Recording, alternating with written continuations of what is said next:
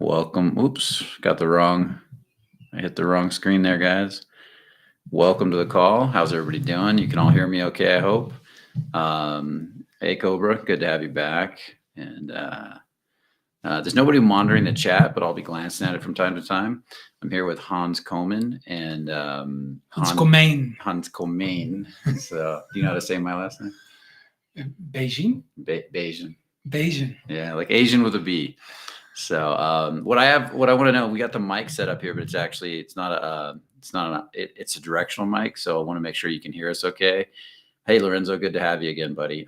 Can you hear Hans when he talks? Just give Can you guys hear me well, or should I speak up more or get closer to the microphone? And so we'll be getting perfect. So in the meantime, while we're waiting for your response, we're sitting out here at Hans's finca up in Colombia. We're up in the mountains of Colombia, above Medellin. There's a beautiful view of Medellin and the city lights right over there. He has an incredible life, living in a finca with his 4 cabins that he's got out here and his family that he's got down here that he's put together. And you built that after many years of being a world traveler, right?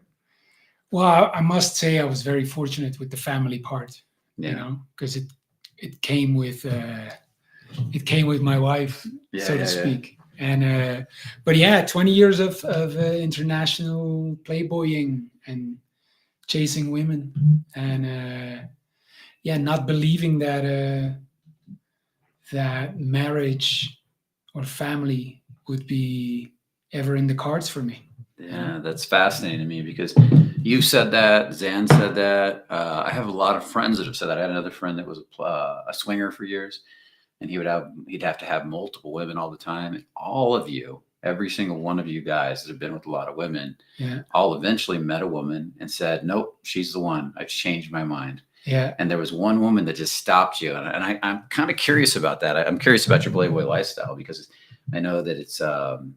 You came from a different perspective than a pickup artist for sure. Yeah.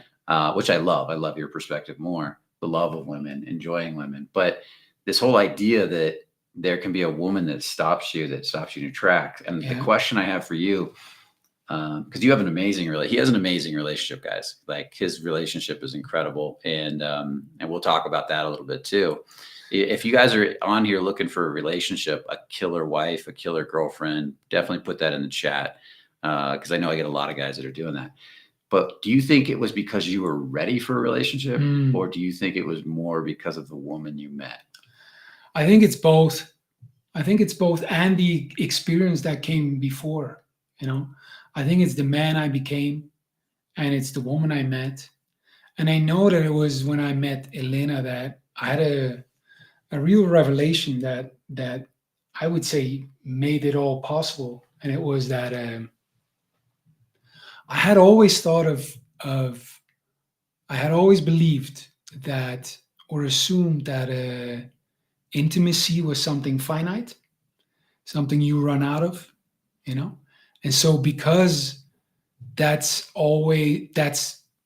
a fact in my mind, there's always the danger that you'll run out of it, you'll get bored of the other. And so because I knew this, or I believed this, I would never promise sexual exclusivity to anyone, and I would never think it would be a possible consequence. I mean, I would and so if I couldn't be that, then traditional relationships aren't for me, so that's why I thought traditional relationships was not in the cards for me. Marriage is not for me. And I wasn't sad about it, but I had a revelation when I met Elena, and it was that I all of a sudden saw that intimacy is not finite; it's ever expanding. It grows, and it grows as long as I pay attention to it. It's like when I focus on it, I look at it. I cultivate it, I pay attention to it, it grows, and it grows faster than I can even know. So the intimacy that we have is ever expanding, and I'm getting to know a bigger and a bigger part of it. But it grows faster, and so it grows faster than I can discover. And if I look at that, then there's no more point. I cannot waste any more time with other women. There's no good reason for me to explore intimacy elsewhere, because I got this thing that's ever expanding, and already it grows faster than I can discover. So I can't do it. Plus, after these 3 years, what I see now is that the intimacy is ever expanding, and you go deeper, and there's a deeper layer and a deeper layer. I'm at a point right now, if I would meet someone, I cannot put in that same time. Like it doesn't make any sense to do it. I would need at least 3 years to get to that same level of intimacy that I have with my wife. And that level of intimacy is really an incredibly precious thing, which made that I now see a monogamous relationship or a committed relationship or a marriage. It's something extra. It's something extraordinary. It's better than before. I realize now that I was never really, really intimate with women. It was very surface. And so, I'm not ready to give up that intimacy. And so, it's no point looking at other women. Like, I'm not going to put my energy there at all. It's an interesting statement you said, that the intimacy is ever expanding. So why waste time on something else? Do you think, and I agree with you, because I've seen that. I remember I was doing a little reel for a show we were talking about people with different types of sexual experiences. And there was an old couple in the reel. They'd been married since basically high school. They got met in high school and got married after that. And they were like 80 years old, and they were still cool, super happy together. He was still busting her balls, giving her shit. She was still giggling. They were going back and forth on camera.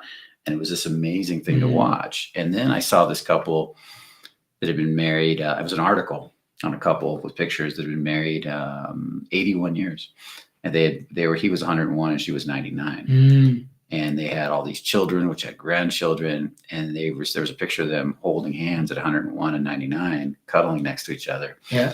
And their kids said, we've never known them not in love. He still walks. She can't see very well now. So he walks her around, holds her hand, takes care of her. And they're completely bonded. And it's not like you're still in love. It's like you got a level of being in love, and then that remains. No, that love changes, and it's different, and it's better, it's more profound. Yeah. Like for me, intimacy is not sex. It's not just sex. Like the main part is not sex. It's a growing level of trust.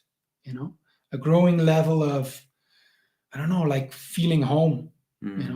And it's priceless. And it's not like it's way more than just the sexual attraction. Although it's connected with it, but it's I would say, like Nietzsche said, marry the woman you like to talk to, because most of marriage is spent in conversation. And if I think of intimacy, it's that. Yeah. Like it's way more that conversation, which is verbal and nonverbal. Like it's, even when you're in the bedroom, I would say it's a conversation you're having. Even though it's without words. But it's that is for me that intimacy, like that conversation, and being able, knowing that the other understands you, gets you, feels you, sees you, knowing that the other is committed to put the ego aside and grow, that's, and trust the other that they are there for that, it's priceless, man. It's such a level of, I don't know, peace that I didn't feel before. It gives such a level of energy that I didn't feel. I'm way more focused, I would say I'm scattered before and chasing and running after things. And now I feel I feel home, I feel like this is at the right time, the right place. It's where I need to be, facing the challenges I'm facing. So Do you think, because I hear you talking about this ever expanding intimacy, which makes sense to me. And I like the way it sounds. I in my current relationship, which is new, which you've met her, there is this sense that I can just hang out with her all day. And I actually had that with the girl I was with before her. The difference is that with this woman, there's an insane amount of attraction to this insane amount of like, it doesn't seem to wear out. Yeah. It just kind of just flows naturally. And then you're right. The part that you said that caught me was it doesn't have to be sexual. It's just like, no, I just want to hang out with you. Yes. And I just want to enjoy your company. Do you think that the old Hans, when he was out being a playboy, traveling the world, meeting woman after woman, because we were talking about that, the girl in Japan, the girl in Romania, do you think that guy, if he met back then, had met your wife? Yes. At that time, do you think? Yeah. Do you think that would have happened, or do you think he wouldn't have been open to it? Good question. I don't know. That's why when you asked in the beginning, is it your wife or is it who you became? Yeah. That I say both, because I don't know. I do know that I wouldn't have gotten the guy that I am now. Like when I was an international playboy, I did not understand married people. Now that I'm married, I don't understand single guys. It's like, I understand, but it makes no sense to me anymore. Like this, being married, being a paterfamilias, being also the patriarch of this little community here, and we could talk about that later, is like, I would not change it for anything to go back to the international ways. I don't feel limited in any way. I feel like I gained something extraordinary, and it's a next phase. So yeah, in terms of timing, I don't know. Maybe I wouldn't have been ready. Maybe I didn't meet the right women, It's only in hindsight that I can say it is the right woman, and it now is the right time. Yeah, I personally believe that where I'm at in life, as I was growing in maturity, drew a certain type of woman, right? Like I was early on, I was drawing bipolar woman after bipolar woman. Well, my mother was bipolar. My mother was also narcissistic. So then I started drawing these narcissistic women. I started specifically noticing they weren't bipolar anymore, but they were definitely narcissistic. And then and I was super invert, you call it an inverted narcissist, the codependent side that completes the narcissist. And then as I healed that, I started getting sweeter and sweeter women, but they just weren't good matches. Yeah. And I wanted to be that playboy. I wanted to be out having 2-3 girlfriends, be in open relationships, and I did all that stuff. But then when I healed more internal wounds and really started to look at the part of me that was an avoidant and all that stuff, I saw the difference. I saw this different women again started to come into my life.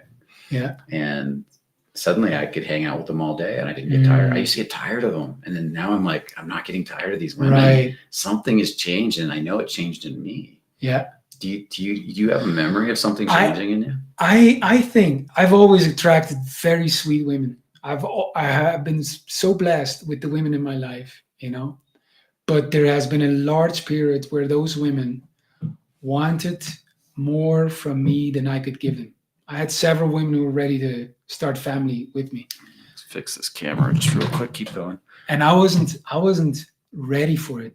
And if I have to make sense of it, and again, this is just in hindsight, but I now believe that my international Playboy ways have been instrumental, I would say essential, to being able to meet Elena. In the sense that I have a strong belief that for a man and a woman to be able to have a great relationship, they must experience the same level of abundance. And a beautiful woman has a sense of abundance instantly, just because she's beautiful. So when you say that, you're not talking about her dating a million guys or having sex with a lot of guys. Access to. access to, or the feeling that, you know, if she would put out the trash, someone will pick it up. Yeah. You know, and women have that, like, because they're women, and men have to fight for it. Men have to fight for that level of abundance. And I believe, and it's just a belief, and I believe that a man must be shaped by that experience. It means he must go from experiencing a lack of abundance, meaning he believes it's not enough. I need more women in my life. I need to have access to more women, to a place where he believes, oh, no woman is out of my league anymore. Like, not that I can be with every woman, but there's no type of woman that's out of my league anymore. And only when he reaches that level of abundance, and he has to fight for this, it's not easy. Only when he reaches that level of abundance is he able to really match and get along and lead a relationship with a gorgeous woman. Now, do you think that in and of itself qualifies them to lead a relationship with a beautiful woman? Because I've known naturals, guys who didn't have to fight for it. Yes. And they had women galore in their terrible relationships. Yeah, no, I'm saying it's an essential quality, or it's an essential part of it, but it's certainly not sufficient. No, not at all. I mean, leading a relationship into glory, it's a whole art form of itself, you know. Yeah. And I think it's this is the thing I'm most fascinated and interested in, you know. It is very interesting. For those of you out there that are listening to this conversation, how many, and I asked you this a bit ago, how many of you are interested in relationships? Because I notice I get a lot of clients who are relationship oriented. And for those of you that aren't interested in relationships, how many of you, if you knew you could have what Hans is talking about, this amazing relationship that grows in intimacy forever till the day you die, let's say, is that something you would be interested in? Would that interest you in a relationship? I'm really curious what you guys are thinking with that. And so you reach this point. Now you said something really interesting there, is that a guy has to have abundance first. He has to have this sense that no woman's out of his league. Not that he can get every woman, but no woman's no. And I've noticed that with naturals, that a lot of naturals are like, well, why wouldn't she like me? I'm a guy, women like men. Like, naturals have said that to me. Yeah. I'm like, duh. And then I'd say, so what do you say to them? Back when I was bad with women, say, what are you talking about? Your guy, just talk to him. They'll like you. You're a guy. Yeah. And they couldn't get it when I would talk to the naturals. Why can't you just go out and get laid? Yes. To them, it was like this, it's easy. Yeah. You know, it was almost an interesting thing. But I've also noticed what you're talking about, men who don't have access, including myself back in the day. We get this neediness, this want so bad inside of us that I don't think we could see a good woman to save our life. All we could see is, I want to be wanted. Yes. And did you go through that? I was always, no. Well, I was neither one of them. I would say I was not successful with women if I look back at it, but I never thought I had a problem with women. It's funny. I was never the guy that would walk into a room and the women would go, you know. Yeah. But I did have, when women would get closer to me, they would never want to leave me. Yeah. So I do have I would say, compared to a lot of the people I work with, an incredible amount of self-love. And I got it from my parents, you know. I never had to prove myself to get their love. And so I was always confident in that sense. And even though I didn't have any skills, so to speak, but if I did have beautiful women in my life, and when they got close to me, they always wanted to stay. They never wanted to leave me. Mm-hmm. And one of those women said, you know, what you have is verticality, she called it. It's like, you do everything to please me, but it's for your own reasons. And I think my ability to say no when someone was crossing my borders, you know, to leave, or my readiness to leave a woman if she was misbehaving, that's the thing that kept women. And so in that sense, I was a natural in relationships, meaning they don't want to leave me. I was not a natural in, say, attraction. I'm not a guy, still not, that I walk into a room and women go, oh, who's that guy? Not at all. But yeah, if we started talking, if we started, getting closer, and if I could see that she would become my woman or my girl, I felt very confident. I was always very confident on a date. A woman who already said yes to meeting me. I'm thinking, okay, it means she likes me. Yeah. Or in a relationship, I felt very confident. But yeah, it's very interesting what you said there, because I was more the natural with that's closer to the natural. I wouldn't say as a natural with keeping women versus attracting women in the beginning. And yeah, they would fall in love with me and they'd want to marry me. And I've seen the opposite too. I've seen guys that are very good at attracting women and terrible at keeping women. Yes. To the point I even had clients like that would come in, and it was interesting because other guys couldn't relate to their struggle. And I remember one client, he was getting girl after girl getting laid right and left, but they would all leave him. Yes. After 2 or 3 dates. And other clients are like, what's the problem? That's the dream life. And he's like, no, it's not. Yeah. He's like, I feel so unwanted. I feel like there's something seriously wrong with me. There's like a serious flaw, because I like this girl and she's just gone. She goes to me. Yeah. And it's a very interesting dynamic to have happen. But yeah, that guy that can just walk in a room and turn it on magically and pull them over like a lure, it's a real skill. Yeah. It's a real skill. Yeah, I was always a bit jealous of that, because I didn't have that. Mm-hmm. Do you think you ever developed it to some degree? Yeah, I became good at talking to girls, going over and be attractive that way. Yeah, just talking to them. And that's the better skill set. I mean, if you can go at any given night of the week and go out to a bar or go out on the street and just walk up to women, even if they may not notice you walking up 100%, but within a few sentences, they're like, this guy's interesting. Yeah. That's much more powerful than looks. I've seen it. I had a friend who was a shirtless bartender in Vegas. He was a really good looking guy. And he drew women like flies. They would come bump into him, bump into us. And I loved hanging out with him because he would pull them over. But I was the better conversationalist. Right. So it worked to my favor big time to hang out with him. But I knew I'd never look like him. And so guys, if you're wondering, do looks matter? Yes, looks get the door open. But would you agree that looks get the door open, but don't keep the girl? Yeah, it's one of the ways to attract women, but we're lucky we're men. We don't have to rely on that. No. We can attract women in many ways, so it's certainly not necessary to be good looking. No. Look at me. Well, there's lots of ways to do it. Fashion, you do it tattoos, you can do it with anything that intrigues a woman. Yeah. That lure effect.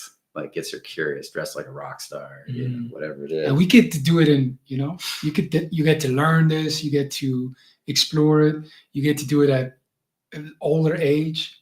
It's much easier for us than for women. Much easier. Well, you talked about something earlier that was very interesting, and I want to ask you about that, because you said that women have this sense of abundance at a young age. Yeah. And because right at like sometimes at puberty, men are starting to look at them right away. And I could hear all the guys out there saying, yeah, women have it better. Women have it better. But there's certain benefits you get as a man. Of course. The way I say it is like guys look at women and say, oh, it's easy for women to get what they want. No, it's easy to get what we want for them, but they don't get what they want.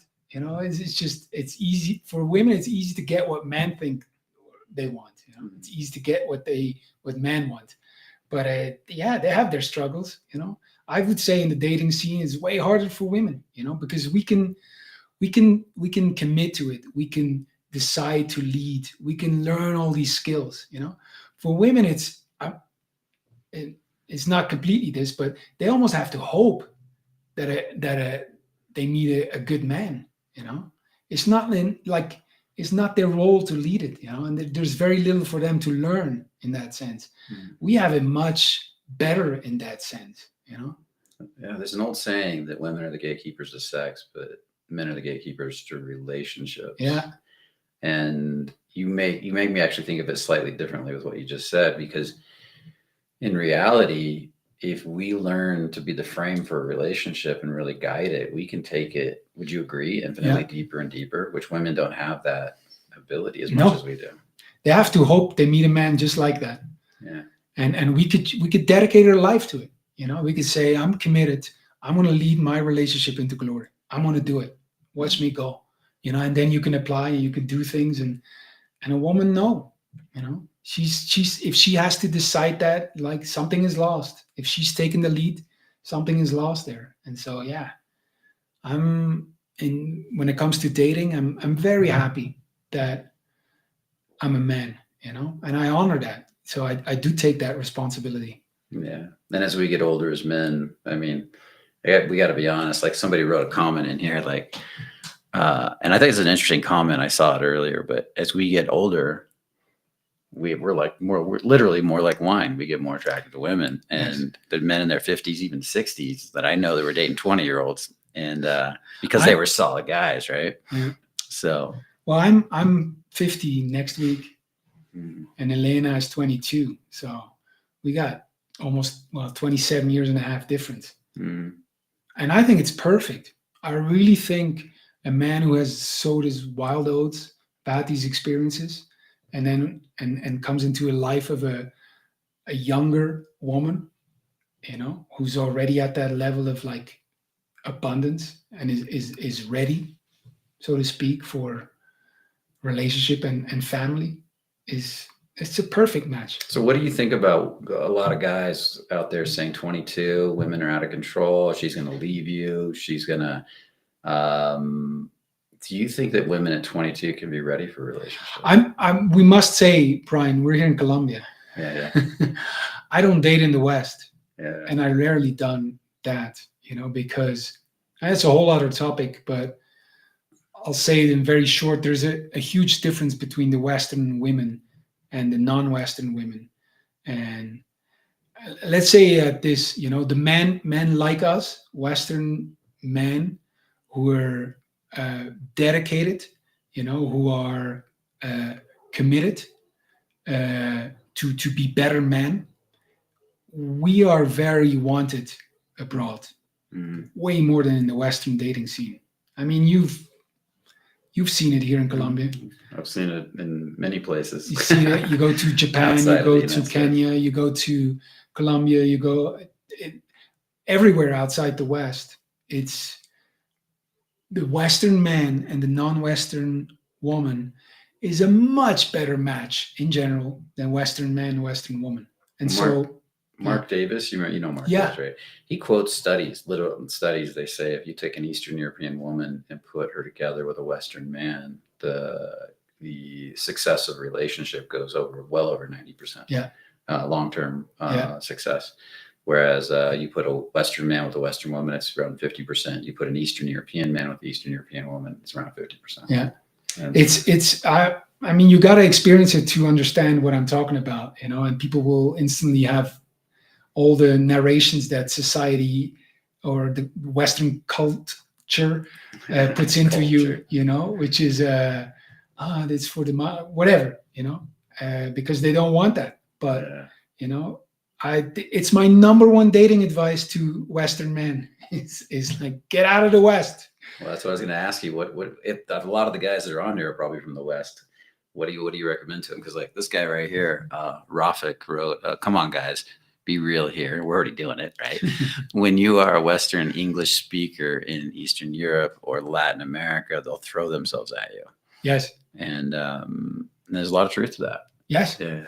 And do you think, and he says that like it's a bad thing. It almost sounds like condescending, right? But I don't see it as a bad thing. Man, you walk into a club in Nairobi and you instantly understand what it is to be a hot girl. Mm-hmm. It's that. I mean, and yes, they throw themselves at you, and but I would say this, it's a much better match. It's just a much better match.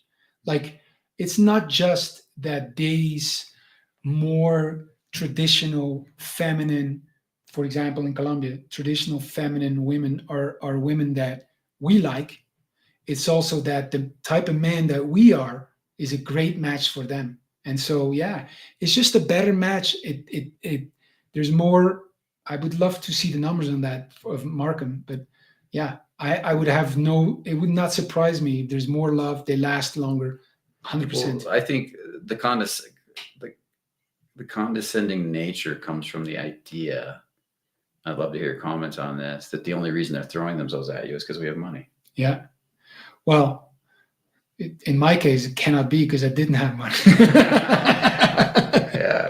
But no, money is always plays a part. Mm-hmm. Money plays a part in the West as well. You know? Yeah, my girl didn't know how much money I had. Yeah. She had no clue. I was hanging out at a coffee shop, and she literally would get so excited when she'd see me every day and light up like a Christmas tree. And I had the thought, and then I was going there for about a month, this coffee shop every morning, and I have the thought, wow, I get why men would die for women, because she was so feminine. Yes. In Western United States, they weren't that effeminate. Yeah. Feminine. They wanted to be the boss, and I just wanted to take care of this woman. I didn't even know her, and her coworker too. I was like, her coworker's the same way. They're so cute, and they voted me their favorite customer. I left, didn't hear from her for like 6 months. Didn't even talk to her. Didn't even date her when I was there, because she was always pull back, even though I flirt with her a bit. And then I get this message, "You're so handsome" on my, and that was when I realized. I talked to her about it later. She had a boyfriend, and she says, "I couldn't talk to you because I had a boyfriend. That would have been wrong." And she says, "But I liked you." Yeah. And so I just stayed away from you, but that relationship didn't last. And she says, now, then when I healed from that, but you got the experience, and the comment that a lot of people are given are people who didn't have the experience, and so they assume from the other side of the world that it's this way, and so it's almost you're doing people a disservice by arguing with it, like you got to experience it. Like my woman was making a couple of thousand when I was meeting. She never asked me for money ever, And in Colombia, that's a lot of money. That's a lot of money. It was making a lot of money, and maybe more than me at the time. But it's like I don't argue with it, Like it's I know it's Western culture that's putting these ideas, trying to for Western men not to get out there, because if they would know how welcome they are abroad, the way they are, they don't have to change anything. If they would know how welcome they are, if they would experience the welcome that I have felt in Japan, in Kenya, in Colombia, like you'd never go back, or many of them would not go back. It's just, or even if you go back, it would change the way you deal with women. Like I have no more tolerance for entitlement, which is the main difference, I think, with Western women. Like I have no more, I don't accept it. And so it's good. It's very good to go abroad and experience that, to experience something different, But you can't try to convince people, because, oh, come on, guys, they just want your money. Okay. Yeah. Yes. Well, until they experience it, a lot of these women will go out of their way to save you money. I've noticed that too. Like, no, that's too expensive. We need to do this. And I'm like, baby, I got don't worry about it. It's like, no. That's true. Yeah. That's true. My woman is also very like, and then I look at the price. I'm like, that makes no sense.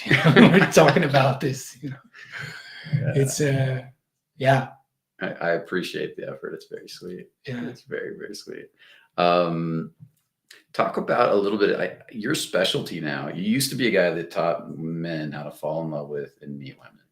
And you did that for years with Zan. I know Zan Perrion. For a lot of you guys know Zan because I've had him on the channel a lot. But now you really teach men how to build these killer relationships, what all these principles around relationships. Yeah. How did that come about? Well, I've been married now for 3 years. Well, I say married. We've been together for 3 years, and I've always been obsessed with relationships, not just romantic relationships, but friendships, alliances, my relationship with parents, my relationship with humanity, community also. And so it's not so, romantic relationship was one of those things, but it's just my experience now. I've been together with Elena for 3 years, and we've built this relationship which is intentional and very passionate, and and is very fulfilling to me, you know. Yeah. And so I'm like, I'm giving to men now, especially men that are like at the beginning of their relationship, because that's where I recently was, you know, of how to create something that's powerful, that keeps the passion, and that's completely fulfilling, and that doesn't feel like you're a compromise.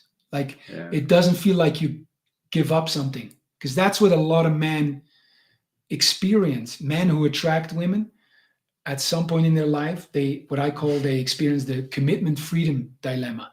They feel like a pressure to commit more to this woman, but they're afraid that if they do, they'll give up their freedom.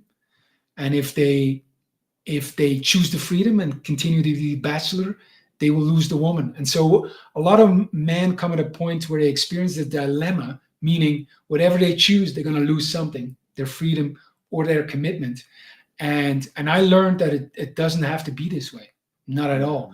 And so I'm helping men that are at that stage to start a relationship and use the tools I've used to go beyond this dilemma and create something that's very powerful, very passionate, and very fulfilling. Interesting. Do you feel, because when I hear you say that, I have several friends that have these really dynamic, healthy relationships. And I've noticed you all have your own version of this idea that as the man, you're really setting a frame, you're setting rules, you're setting boundaries, you're setting all these things that give you that sense of, I guess you could say, freedom, but also give her a sense of security that can keep the passion alive. Would you agree that's vital and important? Yes.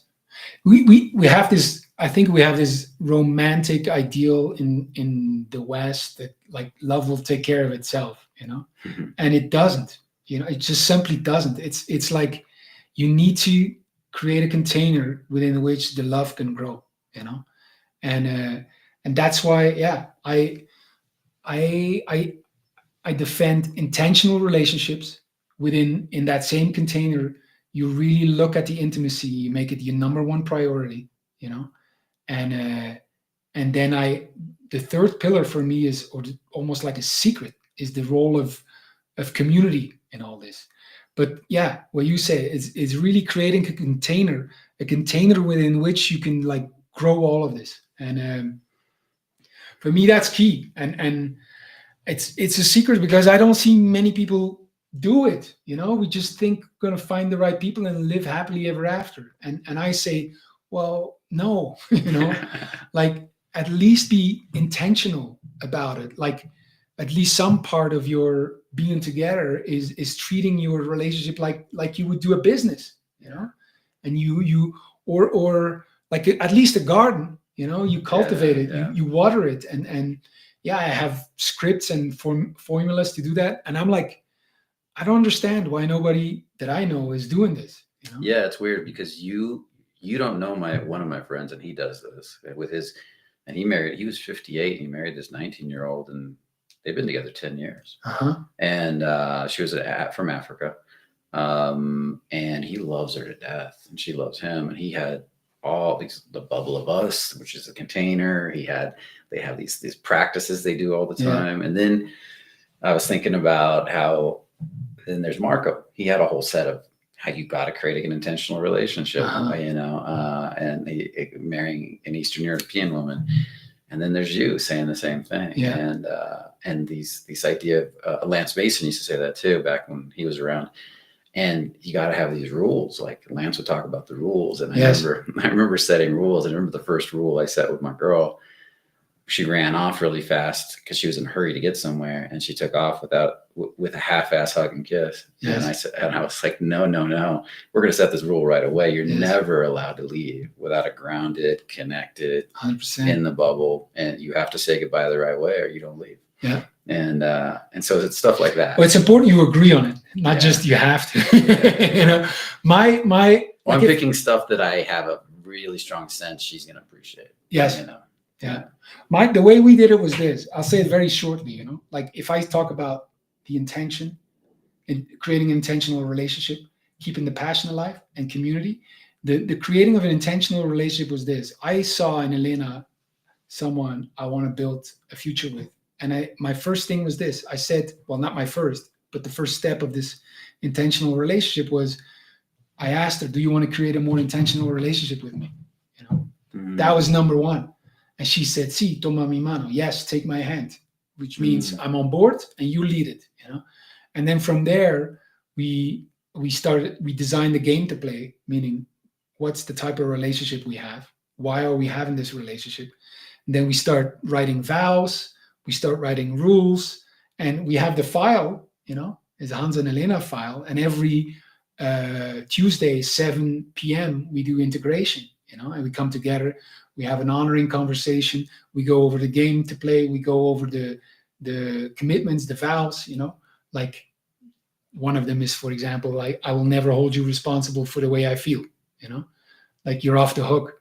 And like we repeat them over and over, you know, and we just keep creating a more intentional relationship. And every week we look at the things that were good, that were bad, and could improve. And then we make improvements. The next week we look at the improvements, you know, have we done them? And it just grows in that way. And that's just, it's like I don't understand why people, how they do it without it. Like, it's so essential to me, you know?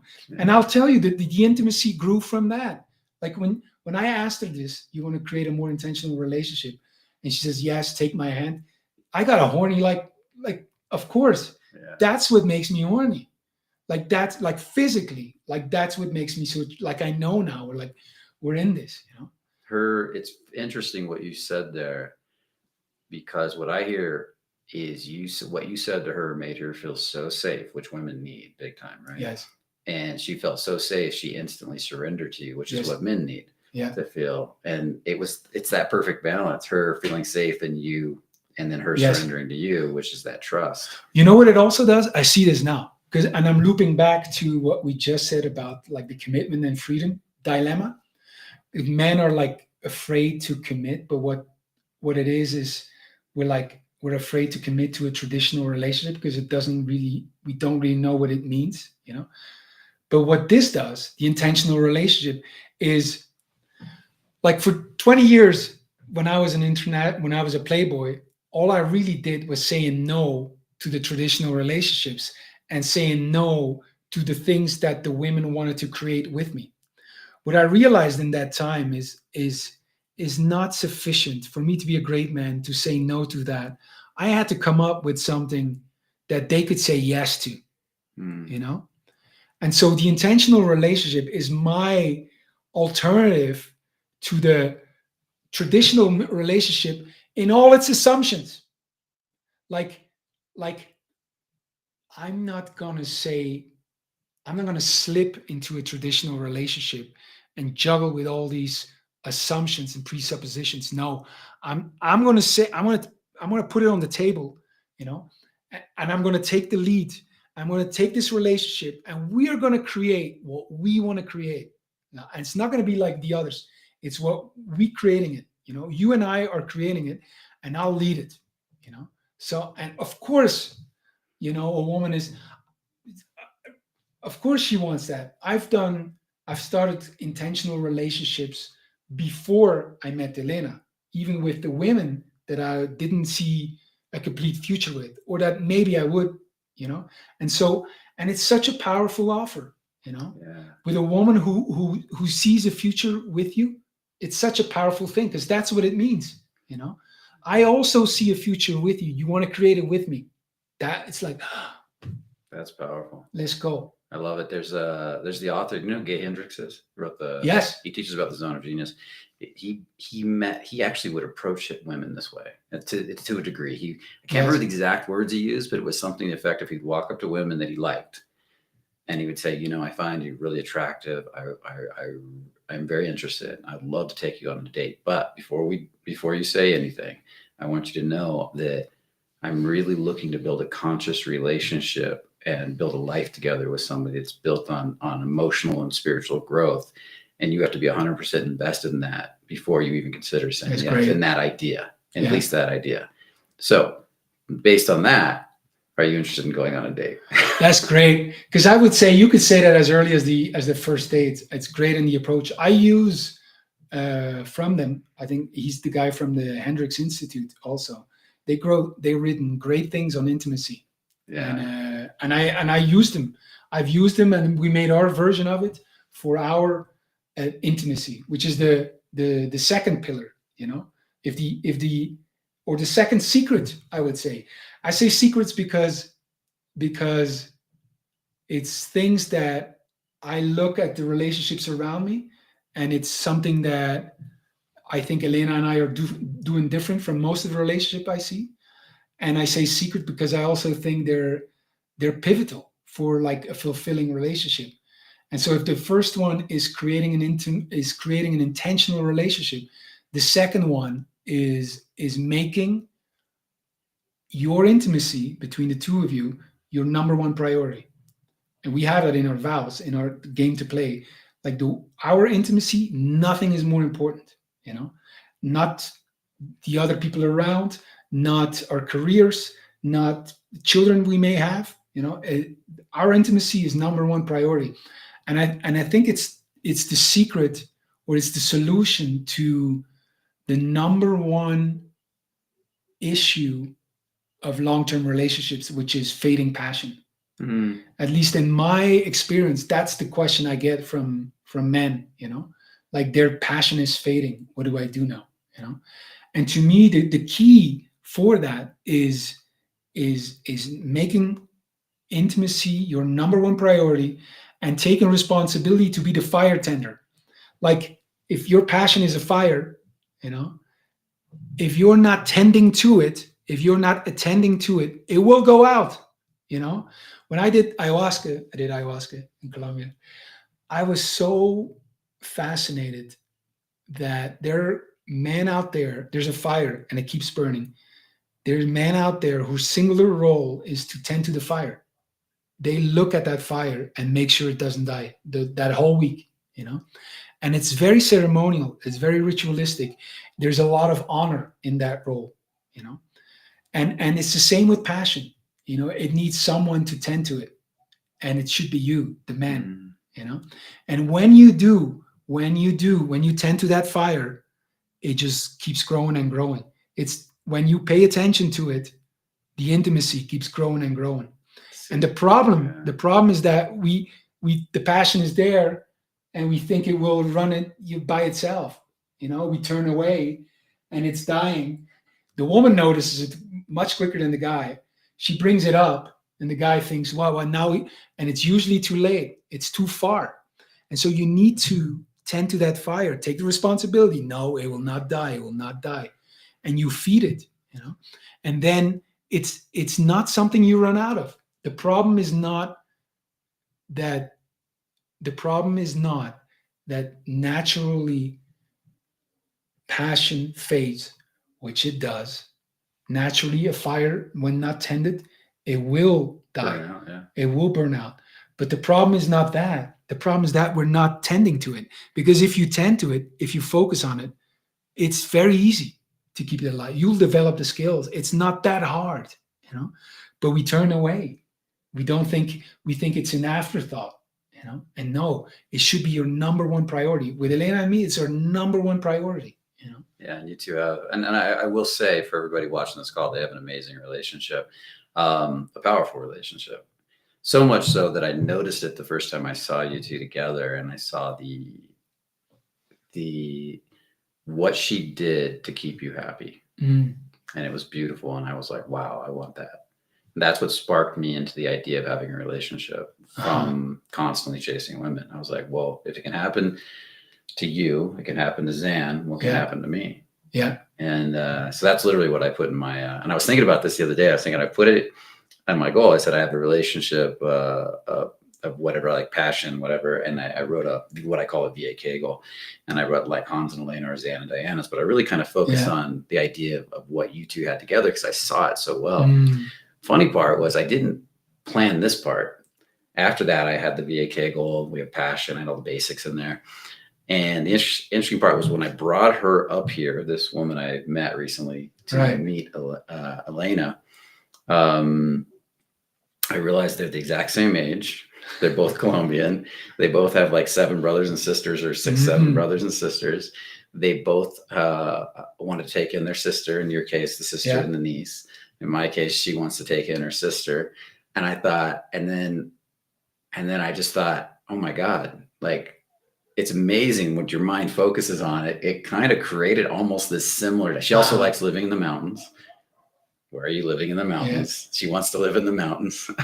And I just thought, that's kind of hilarious. Yeah. Well, you're more the expert in this, of how that works. Yeah. But there's no doubt that that creative power is infinite. Oh, it's infinite. The universe listens all the time. Yeah. And you're consciously choosing this idea of passion for life. And you're making a conscious choice with an open heart every day. Yes. And then you're taking the active response to keep that container. Right. It's beautiful because nobody does this. I'll say something now, and this may sound very spiritual or out there, but like, I've been a big defender also of my creative power. For years I've deeply felt that my only limitation has been my imagination. Like, thinking of something, it's totally possible, And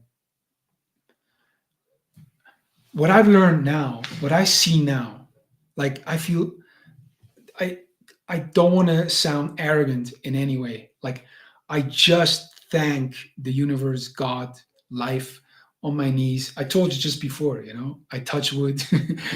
I'm so grateful. I feel so fortunate.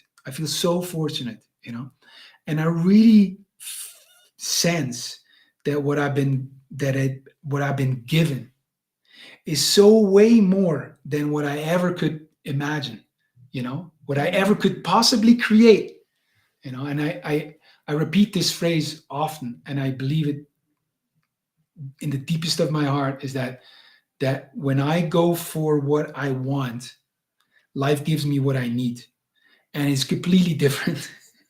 It's not like I didn't set out for this at all. I wasn't looking for this woman. I was certainly not looking for this community. I was not looking for this place in nature. And now that I'm here, I'm like, of course, it's so natural. It's so right, And so I trust life in that sense way more than I trust myself to know what's needed for me, And the gifts, because it's a gift, I feel it's a gift, is way bigger than I could imagine, But I do think you're 100% correct in the role that we play in it, which is going for what we want. We're doing this creating and trying to, and this is what I want, and I'm going for it, and I'm more productive, and I'm getting it. And so you go so hard for what you want, then and only then, life gives you what you need, and it laughs at you at the same time, like, what were you thinking? But it's so perfect. It's so grandiose. It's so much better. It's very, when you step into that, when I say when you step into that, is this. I haven't talked much about this, but what I see now is there's 3 spiritual stages where, for a man, and I think it's great for the listeners, where you first say no to the things you don't want in life, which is huge. For most men, we're very pleasing, and we have difficulty saying no to the things that don't align. But we're born into things, we're handed down things, we're expected certain things. And the first movement is the one of saying no. Like, if it doesn't align, if it's not aligned with your heart, with your spirit, with your soul, you got to learn how to say no. That's the first phase, Then comes a phase of creation where you know how to say no, and now you start looking at, what do I really want? What relationship do I want? Where do I want to live? What kind of lifestyle? And you start creating this whole thing, and you start seeing, wow, I could get anything I want. I could get the relationships I want. I could get the money I want. And then there's a third movement, and the third movement. I'm afraid I'm spiritual now, but the third movement is one of surrender. The third movement is one of surrender to life, which has something in store for you, which way better than what you think you want. Yeah. And it's a bit like surfing, I would say. Like you do all these things and you grow your skills, but then the real surfing is like you notice the wave when it's there and you know enough to get on it, and then you like learn to go with it, and you're like one with this magical cosmic equation, and you played your part because you trained hard to be a good surfer, but then you're just on it and it's like it's pure magic, it's way beyond, and so the next phase for most men when they know how to say no is not creating more, is not being more productive, is not going harder for what they want, is learning how to surrender into like the arms of life, hearing like the call to adventure, and risking all the success you've had before, in business and in, like, I was very successful as a Playboy, I had to, I give that up, I give all those successful ways up to be a husband to my wife, to be a patriarch to this little community, and like, what is this, and now I have to face these challenges, and it's that ability or readiness to surrender to what life has in store for you. I think that's the real, at least for me, that's when the magic really happens. That's when I really go like, wow, It's beautiful. How great it's is beautifully this? said. Have you ever read Surrender Experiment? No. I think you would love it. You should. Mhm. It's a Michael Singer book, but it's about his life story. His whole life was about surrender, and he said all he wanted out of life when he graduated college was to buy this little plot of land close to Georgia and Florida, and to live on it the rest of his life, build a little cabin, and do yoga and meditate. That's all I want to do. I don't want to do anything. I don't even want to leave my land if he didn't have to. That was his goal, his big goal in life, and to be one with God. But he also told God, whatever you tell me to do, I'll do it. And he says, it's your will. I'm going to do your will. His life blew up. From bestseller to giant a software company worth hundreds of millions, to all this property being bought and this retreat center being built, to having best-selling books, being on Oprah a bunch of times, and it just helping all these prisoners, reform all these prisoners in prison, and going and working with the worst of the worst. And that's what I'm looking at, man. I mean, I'm just at the beginning of this. Yeah. I'm looking at, be religious, but I'm looking at Christianity right now, and what am I called to do? Like I thought for the longest time my legacy would be the books I wrote or the work I do, and now I just know the only thing I think about every day, every morning is this community. Like, how do I take care of these people? That's maturity. Now you want to be of service to other people. You want to help other people wake up. I don't know. That's natural. That's maturity. I feel called to do it. It's not like, oh, this is the path now. Well, when people reach a certain level of men, or anybody really reaches a certain level of maturity, the healthiness, and they should go into this giving phase where they just want to give back. Everything I've been given, I want to give to the world now, and I want to help people wake up. And unconsciously they're saying one form or another, whether it's a teacher, whether it's through art, whether it becomes about that. Right. And that's the transmission of that heart. I don't right now. I don't like, I do see my work as given to humanity, but my main focus is these people that are down there in the depths. They count. That's right there. That's what I do it for. Like, that's what it is. And you knew me a year ago. If I would have said that to me a year ago, or maybe a little bit more, but this community, and maybe we'd talk about that. But like this community that we're having right now, a year ago, I couldn't picture it. I could not have said, I would have never said that. I would have said, you're crazy. What are you talking about? But that's the third secret, I would say now. And I was very fortunate again, if intentionality, making intimacy the priority number one. For me, the third secret of a passionate, fulfilling relationship is community. And I've always thought about, I've been obsessed by community, but I never really experienced it the way I do now. But my wife came with her sister and the daughter of her sister, visiting brothers, visiting parents, you know. And this place came with a gardener and a cleaning lady, and now a cat. Like, I'm taking care of 6 people now and a cat, and it's such a blessing. It's such a blessing. I've written years ago about the couples in community, and I could sense, you know. But now I know. Now I know from experience that like Esther Perel said, we ask from the other in a romantic relationship what used to be provided by a village, you know.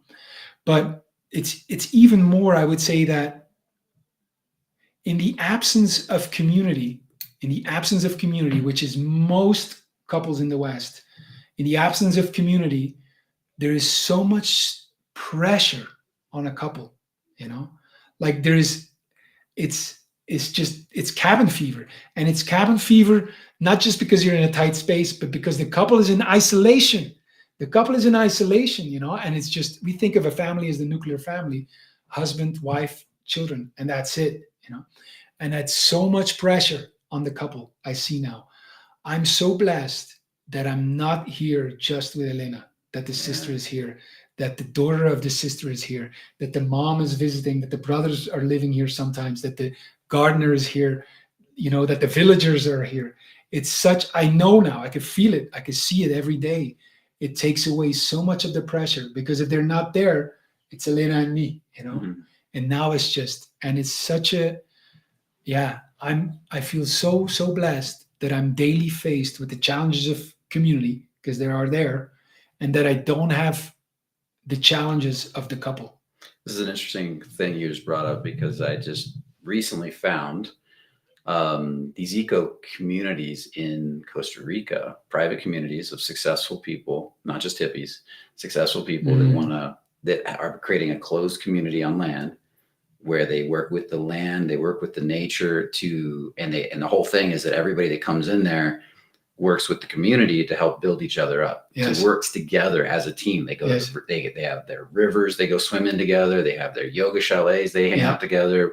They're building these grocery stores and growing all their organic food together. And everybody helps everybody within the community. But you can buy your own plot of land and build your own house, but it's all got to be like a conscious home. It can't just be some random thing you slap together. And I thought that's kind of a cool idea, because when I looked at them, they're not hippies. They're real people that want to live in community with other people and help take care of each other. It's not just a cool idea, Brian. It's essential. I will never go back to just being with my wife. Impossible. Like, I need, and if it's not her sister and the daughter, and like, it's the villagers. Like, it's so essential. I only now I can see that I can have family and we can grow the family, because the sister is here. Only now I can invite my friend Michael and my ally and his family here, because in this place I could do it. So you just said something very interesting, because you were kind of building a pseudo community in a sense, a loose one before, with all these women and then Zan and the crew. Yes. But this is different. It's the same basic idea. It's like, but now I can be with one woman, but I still got a community. Yes. Yeah. And I'm very intentional about it. The same, like Elena and I have integration on Tuesdays, you know, for the relationship, the couple, you know, and we're intentional about it. With the community, we have it on Mondays. Every Monday we come together and we have the same thing. We have a paper, it's on computer, and we say, what is the game that we're playing? What are the vows? What are the rules? You know, and it's right there. The gardener, the housekeeper. Yes. Well, the core family is us, but we do have a thread with the gardener and so we have a plan of how we create this community and what the roles are and who's responsible for what. Like, I'm the provider. You know, I'm responsible for this. Elena is responsible for the atmosphere. She's responsible for, you know, I'm responsible to give every visitor a warm welcome and a goodbye. She's responsible to update people on the vision that we have and the rules, you know.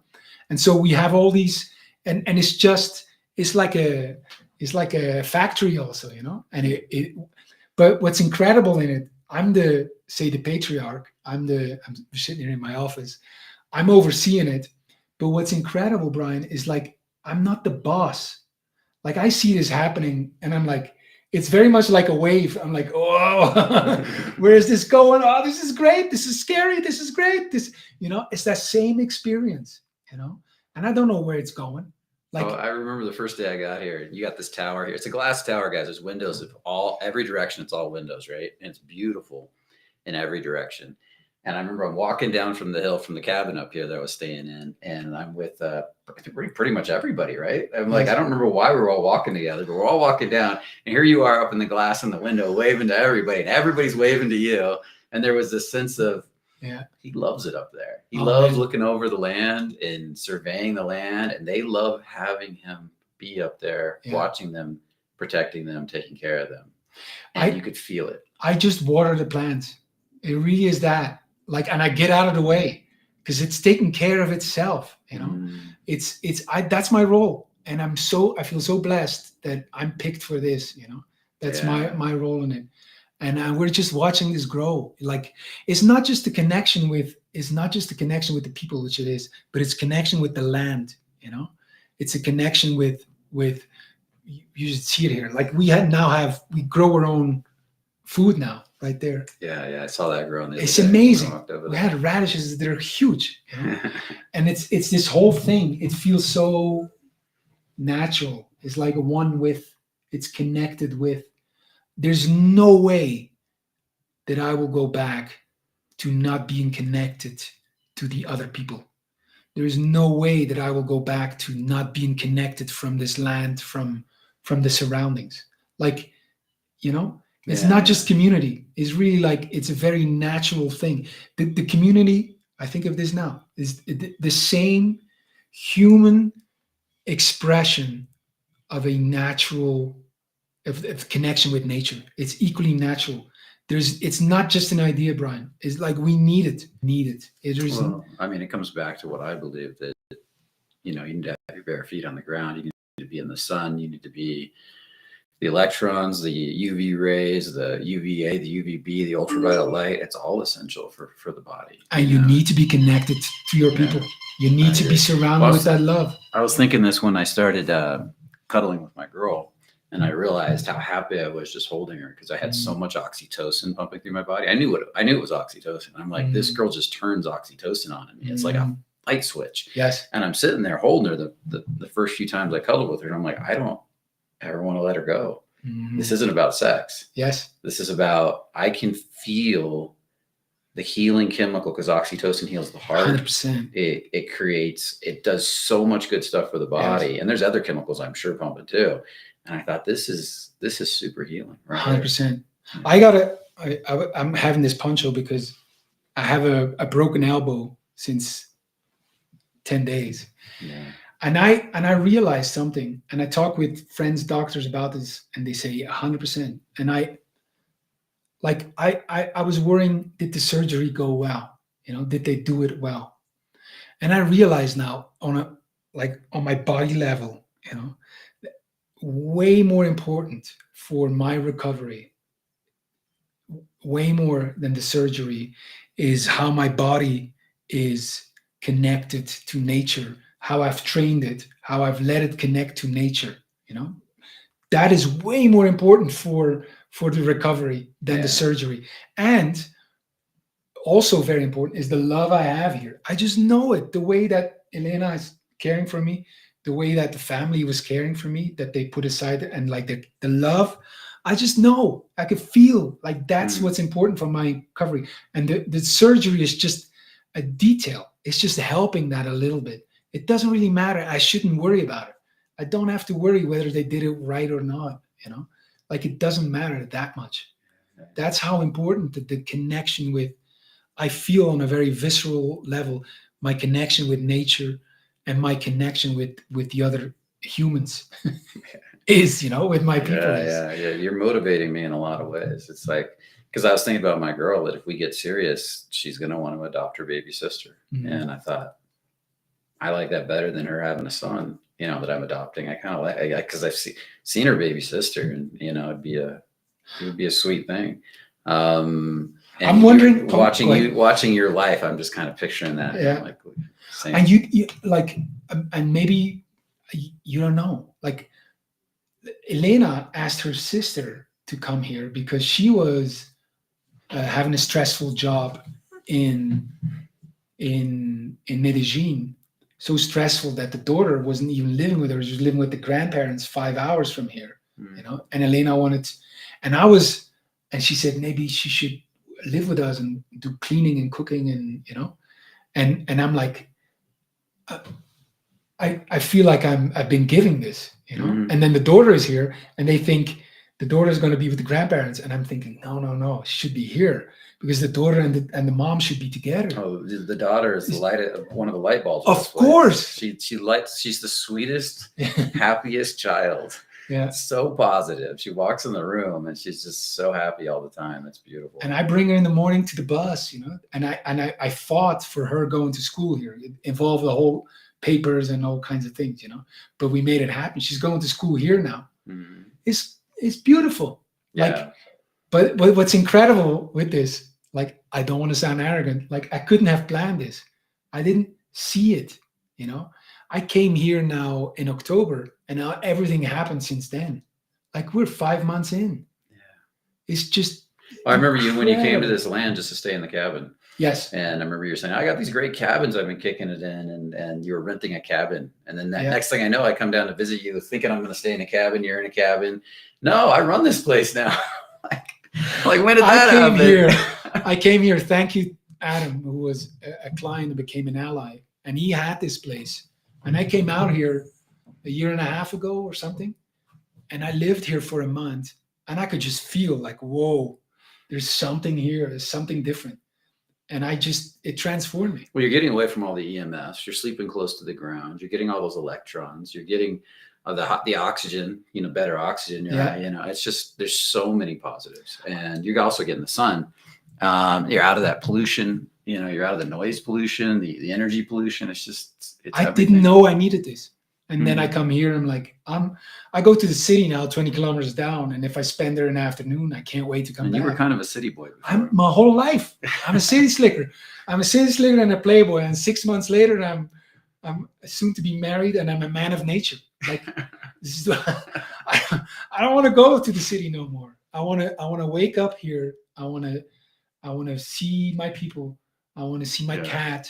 I want to hear the birds. I want to see these trees flower, I want to see the villagers, it's the same thing happened to me perfect. When I moved from Los Angeles to Montana, and I moved into my house in the neighborhood. It was a nice house and it was beautiful, but I started spending more and more time up in the mountains. Like I'm a little bit of a valley with a ton of snow. Everybody's like, you're going to hate the snow. I love the snow. I love shoveling it. I love being out in it. Then I jump in the morning, go get to the skiing in the mountain. And I didn't want to leave the mountain. Next thing you know, I'm wanting to go from this 50,000 person town to this 4,500 person town. Yeah. And I'm like, no, I like this one better. And there's better community up there. The smaller town has better community. And I realized, the bigger the town, even 50,000 is not that much. But when you get to the 4,500, they get tighter. Yes. Everybody bonds tighter 100%. Instantly. Yeah. And I was like, everybody up here has got each other's back. Yeah. Like I've never seen. I mean, we're in Medellin. It used to be the most violent city in the world, And then still there are places where it's a bit sketchy, It's not here. Here's a village. It's like people greet each other, It's like nothing happens here in that sense. Yeah. And something could, but it's a different life. It's a complete different life. We're 20 kilometers up, and this is as different from Medellin as Brussels is from Medellin. Yeah. Yeah. The driver stops every so many blocks coming through town to say hi to somebody on the street. And he's yelling out the window. I'm like, okay, another person. That's community also. Yeah. Like I feel that now, like my barber is there and the food is there, and it's just, it gives such a sense of, I don't know. I think it's essential. I know it's essential. Yeah. It's not just an idea. Yeah. Well, we've been going at this for a while, about an hour and 20 minutes or so. For everybody down on the call, I haven't been ignoring you. I know you probably putting in comments and all kinds of stuff. I've been ignoring them. Yeah. So what I want to know, are you good for taking some questions? Yes. Yeah. I'd love to get some questions from you guys, but before we do some questions, you do relationship coaching, how to build this power. Do you want to talk about that really quick, and then we'll jump into the questions? Or do you Let's want to say do it this. at the end? Let's say this on Saturday, 9 a.m. This Saturday, the 20th. No, I don't know what day we are. We're 16th right now. 16th. Yeah. So next Saturday, I'm going to do a master class talking about The 20th. No. Saturday is the 22nd. 22nd. The Saturday 22nd, 9 a.m. Colombia time. I'm going to do a master class where I'm not only going to go through these 3 secrets, but I'm going to give you the scripts and the tools I use to create an intentional relationship, to make sure the passion doesn't die, and show and incorporate the role of community. Okay. So it's a masterclass. It's free, but seats are limited. If you're interested, find me. Send me a message. How are they going to send you a message? You can find me on social media, Hans Comyn. Okay, HANS. Let's see if I can type this here. Let's put it right here. It's on Instagram or what? Yeah, Instagram, Facebook, YouTube. I got the that. only Hans Comyn in the world. Yes, that's good. And then that's also Gmail. It's all the same, Hans Comyn. Okay. And if you're interested enough, find me. And I'll probably most likely be on that. I'm very interested, and I want to check it out. So if you guys are on there and I'm on there, I'll say hi to you guys. But I don't see any reason why I won't be. Oh, it's 222 right now. See, this means something spiritual. Do you see? And it means we've been going on for almost an hour and a half. Yes, but it's been fun.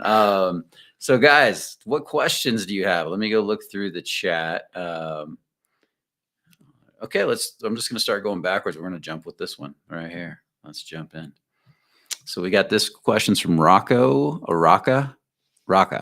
Why do you think we all men have this desire to be playboy, fuckboy as we're younger? Mm-hmm. Is it because of lack of relationships? Yeah, I think as men we want to. I think we need to feel a kind of a sense of abundance, and that's the way we go for it. Yeah, it's not necessarily if you look at it in hindsight, it's not just that it's not just the sex, but it's the access. I think we want to have the ticket. We want to have the ticket. It makes us feel powerful. And not having the ticket, it makes us feel powerless. Well, if it was just the sex, guys would just go pay for hookers. Yeah, it's not. It's the power to seduce. Like I wrote in my book.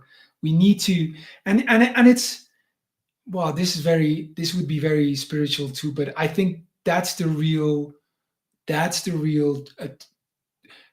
tragedy and frustration, is when we feel that we do not have the power to seduce or be seduced by life, by women, be caught up in this magical thing. There's something in our soul that's screaming for that. You could probably feel it now. You're like, you want, what else is there? Like that romantic longing for something more. I think it's innate in us, and so it's only natural. I'll also say that we want to feel that power to seduce.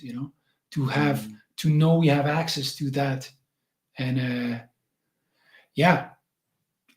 that's my attempt at saying why we have that. I think it's a very natural thing. By the way, I want to give you a compliment. I love how you surrender looking for the answers to the questions versus logically coming up with data. I'm watching you do that. You're just like, you shut your eyes, you go find like, where's that answer? I know it's in here somewhere, like show me. And then there's a total surrender in the process. It's beautiful. Yeah. And, well, I was trained as a philosopher, so that's probably.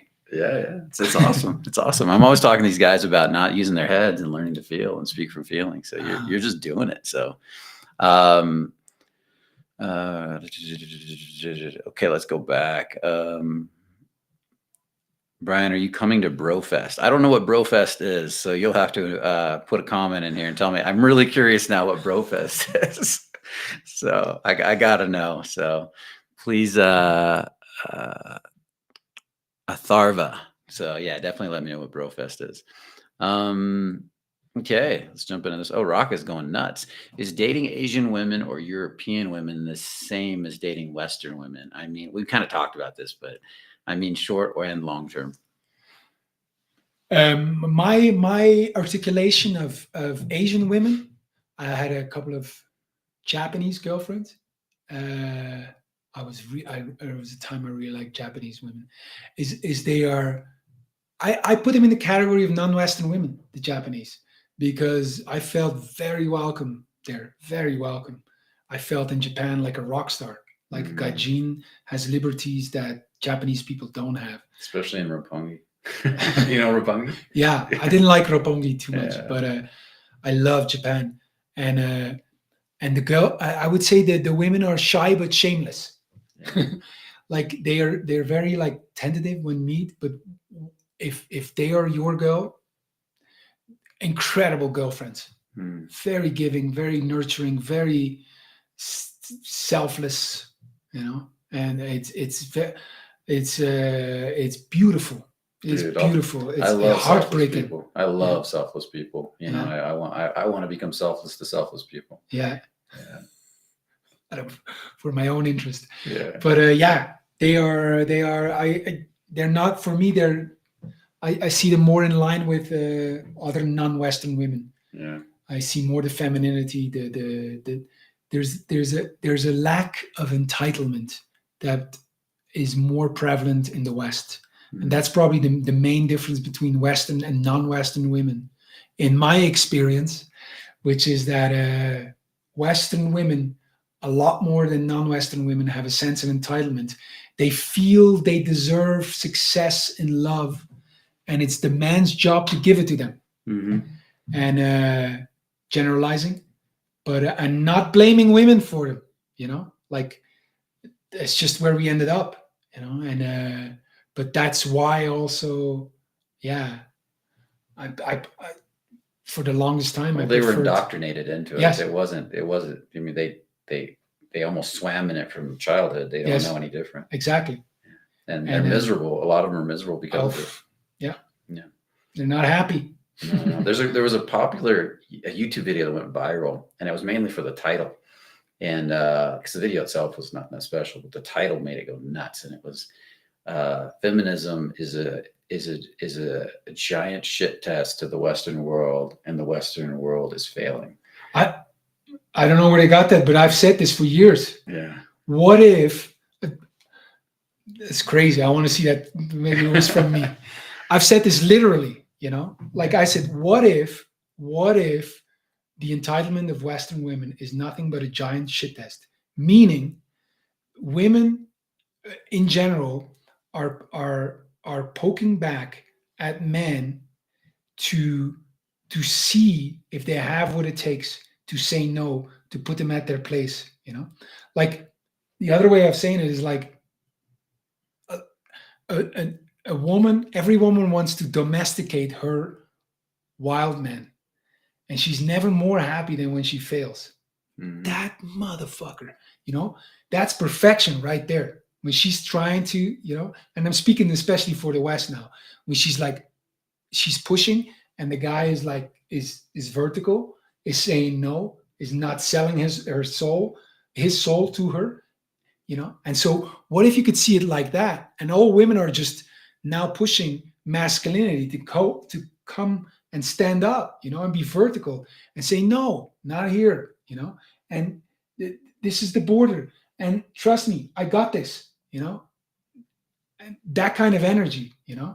And so I think I want to see this now where this is, because it's 100% correct. And it's a great way of looking at it, because what it does is you stop blaming women for it. Like, it's not like a woman is doing 100% what she needs to do, which is poking you, and it's men who drop the ball in the West. Men who drop the ball because they get the opportunity. Well, there's the argument that feminism was cultivated intentionally to destroy the nuclear family in the U.S. Wow. and in Western Europe, Yeah. because they wanted to break up and we basically weaken society. Go even smaller Yeah. than the nuclear family. Yeah. You know. What do you mean? No, I'm looking way more. I think it should be, you know, the nuclear family is already too small for me. It should be extended family, familia nova, the bigger thing. And so the nuclear family, to break that up even further, you know. Yeah, I don't know. Yeah, well, if they can get everybody fighting, yes, right, and keep them fighting, right, it's easier to control society, right, and take over the society. Yeah. So yeah, it's an interesting way to look at it too. Let's head on down. We got this one, Derek. So let's see what he wrote here. I don't read these ahead of time. So if you are in the U.S., look for a woman from China, Japan, Vietnam, Korea, etc. Not necessarily, because, you know, in my opinion, you tell me, they could be just as Western as if they're raised in the West. Yes. You know, and again, I'm not saying every woman in the West is bad. I met a lot of great women in small town, like Montana up there. I met some really awesome women. Yeah. So it's just harder, man. I'm telling you, I'm not bad with women. You know, and I know I can compare dating scenes. If you're a Western man in the West, it's just harder. Well, I had this girl a woman I dated for 3 years, and she was the biggest bitch I've ever dated. And she was tough. She was hot. She was sexy. She was an actress. She was, you know, she validated. It made me feel like a man to be able to handle her, and I had to handle her. And she was just tough on the nails. And sometimes I have to put her in her place. I kick her out of the house to come back when you can be better behaved. And I figured all this out, like, right, how to keep her happy. And she loved it. And I realized she loved it when I was hard on her, when I was tough on her, because she'd come at me hard, then I'd come back at her hard, then she'd get mad at me and she'd storm out. And then I'd said put her in her place, and she'd come back later and be a purring kitten. And then one day I woke up to the fact, I'm doing all this because it makes me feel like the man. Why don't I just stop and find a sweet girl? Yes, exactly. And I was like, this is stupid. I remember I had similar, because I had Moroccan girlfriends, and they were beautiful and fiery, you know, and very dramatic. And one of my biggest insights was that too, that like, we think that the tension and the conflict and the discord, you know, is like, first, or at least me, you want to avoid that. You think it's the quality of a relationship is defined by the absence of that. Then you learn it's like, or then I learned it's like a necessary evil. Like, I have to do this. And you think, oh, I'll do it once. And then women come back and you go, I already told you this, you know? And then I realized, and there was a huge insight, that in the moment of discussion, in the moment of putting her in her place, in the moment of saying no, that's when she felt loved. Yeah. That's when the woman felt seen. That's when the woman felt, that's when the energy is met, you know? Well, go ahead. I'll tell you in a second. and then I had to make this. I was like, of course, you know, that's when this Moroccan woman feels, when you go through these fights. And then I said, but I don't want this. I don't want this drama, you know? And I remember deciding, I don't want any more drama in my life. There's enough tension and challenges as it is, you know? That's not the ones I want to take on, you know? But that's a huge insight for me, that the moment of tension and how you grow through that, whether it's dramatic or just having a conversation, that is the moment of relating. Yeah. It's not to be avoided. It's not even necessary evil. That moment of tension and conversation is the essential gateway to your intimacy, is the essential gateway to your relationship. It's like going to the gym, breaking down your muscles, and they grow stronger. That's the moment in a relationship when it's breaking down. Now you have the opportunity to grow in trust, to grow in loyalty, to grow in intimacy, you know? And so that's huge for me to have seen that. I've dated some of these fiery Latinas since her, and they would all say, oh yeah, I'm a fiery Latina, you're in for it. And I'm always like, this is nothing. I've already lifted much heavier weights, and I like it. Bring your fire on, come on. It's cute. But I remember her saying to me, the woman I was talking about earlier, the one that was the toughest woman I ever dated, after we broke up, it was a long time after we broke up, she contacted me and she said, I got to ask you a question. I'm like, what? She goes, I'm doing this thing where I start fights for no reason, and what I did with you. And I would go at this guy, and this guy I've been seeing recently, and he cut me off and ended it because he got tired of it. And she goes, and I need to stop. She goes, I hate that I do it. She says, I do it because when you stand up to me, I know you care. Yeah. And she says, and I'm terrified that you don't care. And I need to start a fight to find out if you still care. Yes. And I thought, damn, that's fucking some insight. That's incredible, man. Yeah. It's great that she sees it. I've said before that every woman's complaint, but also this poking, is a request from her to remind her who she is for you, and to remind her who you are for her. That's really what it's about. It's not about putting out the trash or, we need to talk more, It's really that she needs to know, like you said, that you care. Yeah. She needs to know that she's your woman. And that's really what it's about, And so it's not about the thing she's complaining about at all. It just means remind me, who I am for you. Remind me who you are for me. And that could be you've not said it enough, or she's insecure about that, or a combination of that. But when you start seeing it that way, then you could do that preventively, like on every integration. Elena and I, we speak to each other. We have a conversation of honor, which I learned from Michael, which is I tell her who she is for me, and I tell her who I am for her. When I tell her who she is for me, I'm honoring her. I'm walking her shoes, and I'm trying to see what she's facing in her life, with me, and what she's been standing for. And I speak that. It's not a compliment, it's honoring, and very emotional. And then I tell her who I am for her. And that's more a declaration of how I want to show up for her. What's the kind of man I want to be for her, and we do that every week, at least once, It's beautiful. And it's just to prevent that she has to be complaining about things. Yeah. I think it's beautiful. Yeah. I think it's the way it should be. And that's why I'm very interested in your class on this week. Okay, a couple more questions, and we'll call it a day because we've been going over. We're getting close to an hour and 40. So I know that you've got to. I'm good. I got a lot of energy for this. Your arm was hurting before we started. Now Yes. you're flying. Okay, let's find a couple questions down here at the end. I'm going to grab stuff with question marks here. Here we go. Here you go. This is an easy one. Hans, how old is wifey? 22. I'm 50. Yeah. So there you go.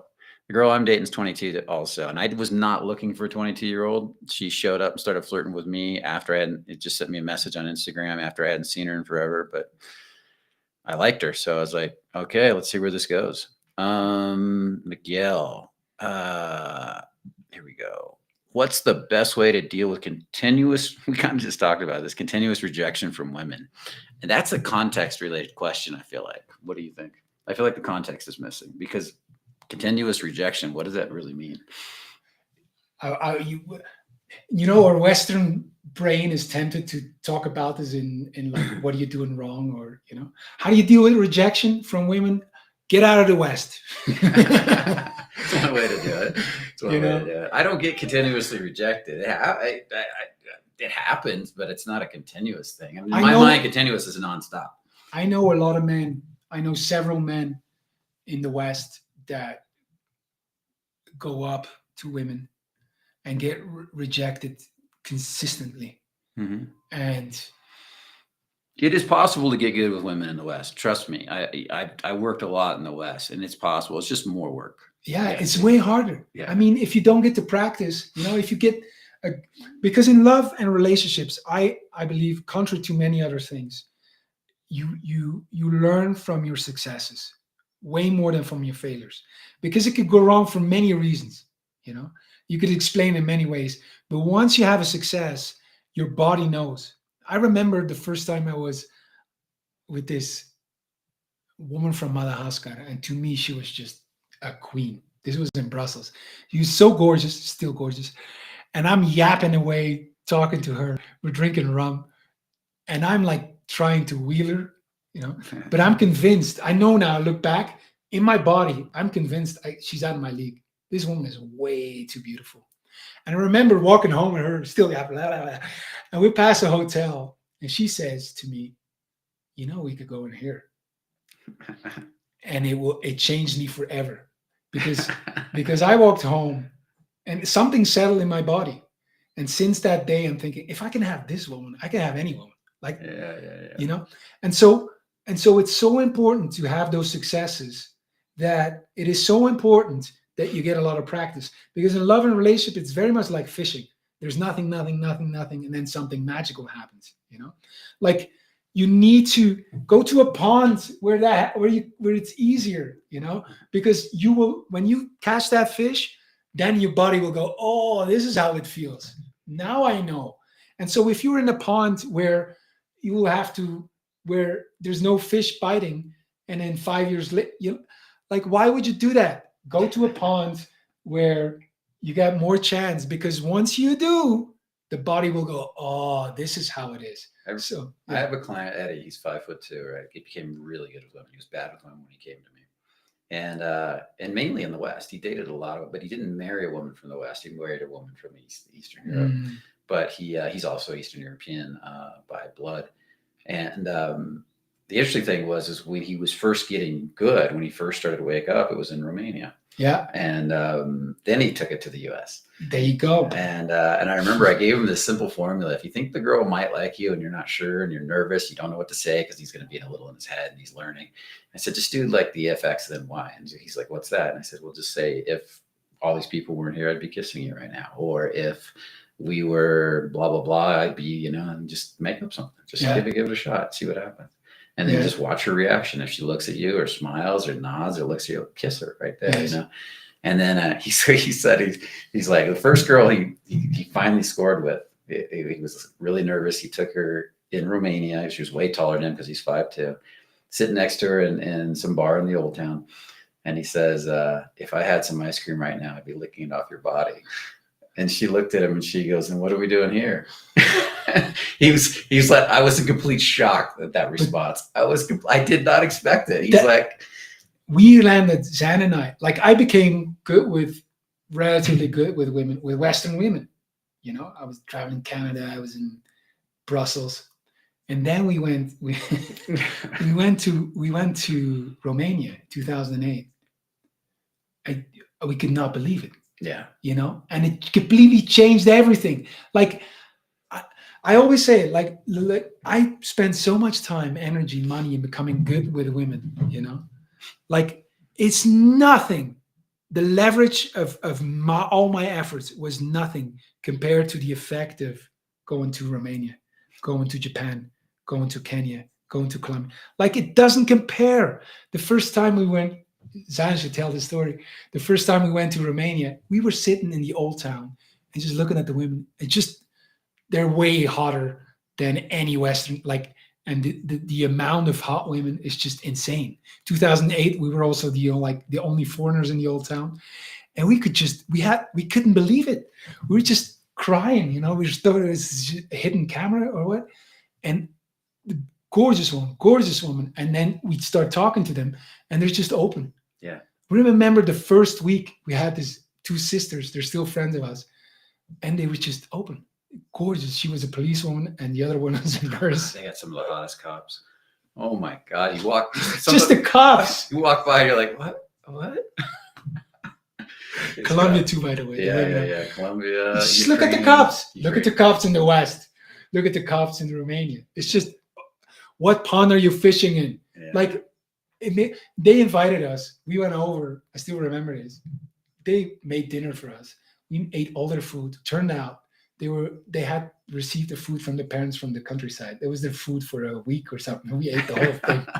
But we felt so welcome. We felt so welcome by these hot women. Like, that will change you. Yeah. Just do that once. But then you go back to the West and it's easier than it was. Not that you 100%. But then you want to go back to the East, go back to. Of course. Yeah, I get it. And now Romania is filled with we probably shouldn't say this online, but it's filled with Ukrainians and Romanians because of the war. And then you got Cala Victoria in the summer It's just blocked off, and that you can walk all up and down Cala Victoria all the way to the old town. Oh my God, it's just incredible. It is, it's something different. Yeah, it's just a whole different animal. But yeah, they just want you for your money. They want a man that'll show up and make them feel like a lady. Yes, That's what they really yeah, want. they're very traditional, very feminine. There are gold diggers. Yes, but they're easy to spot. They're not hard to find. They're not hard to spot. There's the sweet village girls, as they say in Ukraine, and then there's the gold digger party girls that want to be up all night with X, and they're easy to tell the difference. I mean, it's not hard. Yeah. So, and that's the how do you deal with constant rejection? Get out of there. Fish in a different pond. Okay, let's find another one. We said wifey one. Let's go down. I had some more question marks down here. Oh, Sliker. Hey, buddy. He's a Colombian. I was hanging out with him last week. He was here. We was here in Medellin, and we got some food together. He's a great guy. So I got to answer his question. Hans, does any other women ever pull you like Elena did? If this happens, how do you stay grounded in your relationship? Oh, you mean turn you on currently? No, I'm not, and it's going back to the intimacy. I can still see like a hot woman, but it's not like, it doesn't have a visceral effect on me no more. Like, and that, I don't know, it speaks, I think, to Elena, and it speaks, well, first of all, my woman is very hot. Okay. So that's number one. Like, and to me, she's just, I'm super fucking attracted to her all the time. I'm like 17 again. But I think what plays in that is not just her, but the intimacy that we've grown, because like I became much more like I would say a woman in that, which is my horniness is not just driven by visuals and by a lack of access, and so I would say my horniness is much more like that of a hot woman, which she needs something different, because she has the abundance. And I believe I have some kind of abundance, and so my horniness is more driven by the intimacy which we have, which is a lot more driven by a conversation and a shared vision and a trust and the way she could put her ego aside and like discuss, and that's my turn on. Like, I'm not turned on by boobs. Like, it does nothing for me anymore. I'm not turned on by an ass. Yeah, it changes. And when you build that bond, it's not like a woman comes along and you can have that bond with her instantly. Exactly. Like, I would have to invest 3 years at least to get to that same level of intimacy and horniness. Yeah. It's not worth it. Like, I actively now even turn it off because I don't want women to, like, I don't want to deal with it. And that is the ultimate, just ask Elena, that's the ultimate attraction creator. We're walking down the street and I'm actively like, I'm not making eye contact with women, like, because I don't want to go there. And Elena's like, what the fuck? Like, women are coming by. They know how committed I am to her. Yeah. And they see her probably. And so that's value, and she's hot. And they think, wow, what does that guy have, Mm-hmm. And women are like, we were walking in Malaga on the street and Elena was getting pissed off, because women are like this. I never had that.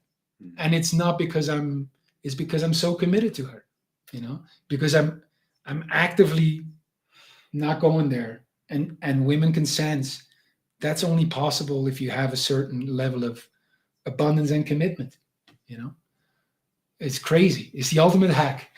Yeah, it's amazing how attracted women can get to other women's men. Yeah. It's just absolutely wild to watch them. Women don't know what they want until they see it in another woman. Yeah. I don't know. I don't know. Oh, he's got a guy. Oh, well, let me, okay. She's got a guy, yes. She's got a guy, yeah. Yes. Yeah. 100%. Yeah. I mean, and it's normal that they are that way, Okay, this guy, let's see. Thomas. Hans, can you talk a bit more of what has been the most supportive for you in tending to the fire of intimacy in your Good point. relationship? Yes, well, making things your number one, making it your number one priority. I would say that's number one. And then I worked with Federico Martignetti. He was a Another guy guy. I'd love to get talk to at some point. Yes. He's incredible. Yeah, he's a ex sexual healer, massagist, masseuse, gigolo. And he wrote me one day because he was on my newsletter list, and he said he doesn't like that I call him a gigolo. I didn't say that. He's a great man and a sexual healer, and Sexual healer for women. Yes. Yes. He used to be hired by women and couples that want to spice things up, and he told me one day, he wrote me and he says, I'm coming to the end of my power here. I feel it's drying up, and if I don't do anything about this right now, I'm going to end up with not enough energy to change things around. And he wanted to reinvent himself. And I saw a man who had an incredible gift. He had a genius. He had an understanding of female sexuality I've never seen, and a desire to give what he had learned to the husbands of the world. What he really wanted is for couples not to need someone like him to be there to spice things up, because he saw that he was ultimately part of the problem, not the solution. He says, if I come at a point where couples are hiring me to spice things up, it's probably too late, and the woman is thinking elsewhere already. And so we worked for 2 years on finding a way, and now he's given his gift to the husbands of the world, and he has these 3-bedroom ceremonies, which seem very simple. It's undressing, it's massaging, and it's bathing, but the way he goes about it is revolutionary. It helped me also shift from seeing intimacy as this finite thing to this infinite thing.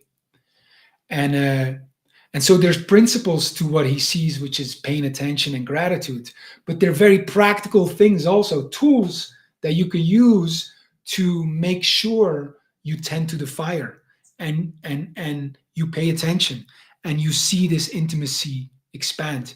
And they're very practical tools, and I apply them every day, and there are these bedroom ceremonies, but they're they go into daily rituals. Like, I'll give you some examples, like whenever I can, I take off the bra of my wife, and you think taking off the bra is huge. It's a way of, like, when a woman takes off her bra, like, she will physically, like, she has worked the whole day, you take off the bra and she goes, whew, it's like a release, and when you're the one doing that, huge. I attend to the hair of my woman. Like, I will put cream in the hair, I will comb her hair, if it's longer, and it's just daily rituals, and they're very practical things. Like, I have a whole list of things to do here, but yeah, they're very practical ways of tending to that fire, Now, I can see where this stuff can go wrong for a guy that's got a really bad nice guy syndrome. Okay. I Yes. can see a guy with a really bad nice guy syndrome. Let me comb your hair for you, baby. Yes. And like, here, and Yes. there's that, and then suddenly it's not coming across Yes. the way it should. I say this all the time. Federico and Zan, for example, are misunderstood in that way. And there's a whole generation of nice guys that lean into that because it allows them to continue to be nice and not have to face the calling, to become the man who knows how to say no. And that's number one. You got it. Like, Federico is a very strong man. He has very strong boundaries. Zan has very strong boundaries. I have very strong boundaries. Only when you know how to say no, your yes has any value. Oh, I like that. And so that's beautifully said. Yeah. And so for most men, especially in the West, the first thing, we came back at the 3 phases of spiritual growth. The first one is learning how to say no. It really is, to me, the man I work with, I would say if they have trouble attracting women, the number one entry to that is learning how to say no. Is saying this is the, and it's a real very practical gateway to masculinity and to power for a lot of men, because your borders are being crossed daily, several times. We just don't say no to it. We don't like something and we say, oh, we let it pass, we let it slip, we let her misbehave. No. To say no, to learning how to say no, really is, for most men, I would say, their gateway to masculinity, to power, and then ultimately why this kind of like service, and I'm super romantic, why this works. It works, and it only works if you know how to say no. If you're already a man who knows how to say no, then your yes and your service is like super powerful to women. Yeah, because it's coming from choice. Yes. And not because you're chasing validation. Not because you're afraid Yeah. to lose her or that she won't like you. Yeah. It's powerful. Yeah. I would like that. And then how did you phrase it? Only when you can say no does your yes have any value. Is that how you said it? Yeah, something I like like that. I like that, guys. Okay, let's take one more here. We're going on 2 hours, so we're going to have to end it here soon. But I'm going to roll down to the bottom. I'm sure you guys have been posting. Totally agree on the cops in Romania. That's Simone. Simone, I love you, brother. He's one of my clients. He lives in Romania now. He's an Italian guy that lives in Romania. Wow. Been picking up women there.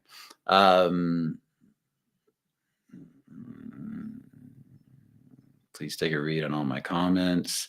Well, I'd have to go dig through here and find them, Don. So I'll have to do that at a later point. You wrote it twice. Okay. We're going back. I'm gonna take a look at you. I don't know who he's talking to there, but connected embrace. Women do not want to be kept. Oh, that's an interesting comment. Women do not want to be kept. That's not really a question. It's just a comment. What do you say to that? I think they do. I really, I think you should tend to your woman in the same way you tend to a prized possession, and take care of that. He might be picturing kept as controlled and dominated, like held down, or like there's a difference between what you're saying and what I think he's picturing. It's semantics, right? And because I agree with you. Yeah, I think maybe the real answer is by the right man. That's a good way. You know who Dr. Glover is? Dr. Robert Glover. Mm-hmm. No more Mr. Nice Guy. He said, he goes, when I first figured all this stuff out, I remember he went on a date, and he's in the West, of course. And and he said to the he took this one, picked this woman up, and when they got to the he opened the door for her, let her in, and she goes, I can open my own door. And he goes, okay, I understand that. I'm sure you can open your own door, but when you're with me, I'm opening the car door. Right. And she gets in a huff, and he says, we pull up at the restaurant, and she jumps out of the car really fast before I can get out and open the door. So I'm like, okay. She runs into the restaurant. And so I walk up, run in the restaurant, we have dinner, and she starts to argue. I'm my own woman. And I said, I understand, but when you're with me, I open your car door, and I'm sure you can take care of yourself.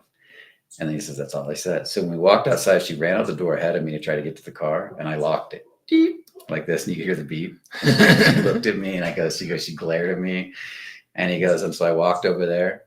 I looked at her, and I said, I know you can take care of yourself, but when you're with me, I open your car door. And this is interesting. So it's the third time he said it now, and he opens the door, lets her in. She gets in all in a huff, and then he takes her home, and she jumps out of the car, and she's kind of mad, and he's like, I probably won't see her again. And then he gets a call a week later, a text. I think we got off on the wrong foot. I really want to see 100%. you. And he goes, okay, but you understand. I wrote back, when you're with me, I open the car door. Yes. And she goes, I understand. So I pick her up, and she's waits for me. She's polite. I open the door. She looks at me, and then we're standing at this restaurant out in front of it. And I said, I know you can take care of it. I said it again, but I I'm going to open the car door. And she said, no, she jumps on me, wraps her arms and legs around me and starts kissing me and won't let me go. She says, this woman is all over me now. And it's like it activated something inside of me. You want to comment on that? Yeah. Just as you're going through, because you can look at it in many ways, like you could bring back what I said about like every woman wants to domesticate her wild man and she's never more happy than when she fails. Yeah. But as you were talking about this, like maybe it's this, maybe a good way of looking at it, this, what the woman is looking at when she's poking is for you to create a container. And it's not just the rules. It's not about the rule of opening the door or specifically, it is, I think there's an innate, I would have to explore this, but I think there's an innate longing for the feminine to be met with the masculine, and the masculine would be the thing that creates the container. It's like Zan says in the book, and we have it from a friend from Austin, is like in a dance, where the man is holding up the hand and the woman is twirling, right? Like he's creating this container. He's setting up this thing for her to be beautiful. Like within that space, within this is created, she can shine, And I think that's what it is in relationship. I remember I was with this gorgeous woman, Jordanese woman in Montreal, and we were living in Vegas, and I remember I was experimenting with rules and regulations and creating a container.